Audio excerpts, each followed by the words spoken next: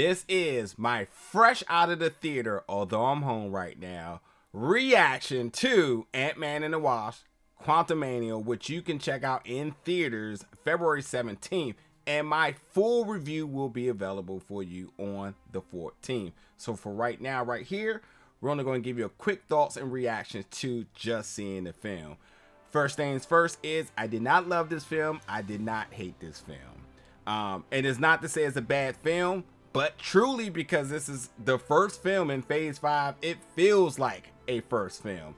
And if you are a hardcore comic book reader, then you, knowing the possibilities of Kang, knowing that we have a lot more story to tell, just keep that in mind. That like, yeah, Kang is a big baddie, but we got a lot of other movies to cover before we get to Avengers Kang Dynasty. You know what I mean? So with that being said, yeah, much like the other previous Ant-Man films, this film does have some comedy. It doesn't have all the campiness as the previous film. I feel like they rolled that back a little bit, but it definitely has its laughs here and there.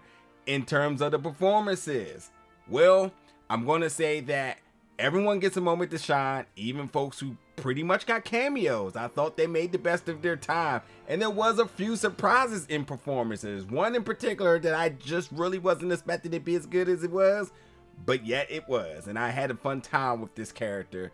But nonetheless, I think this film, you know, it doesn't truly move the needle in terms of MCU films. You know, like I felt like Wakanda Forever truly was an elevation of what the MCU is. However, this one truly sets up unlimited possibilities going forward.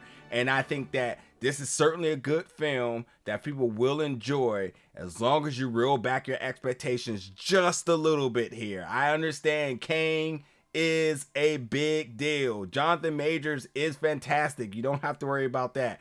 But you have to remember, this is just Chapter 1, the first film in Phase 5 of basically Kang's arc here. So with that being said, you know, check it out. Check it out.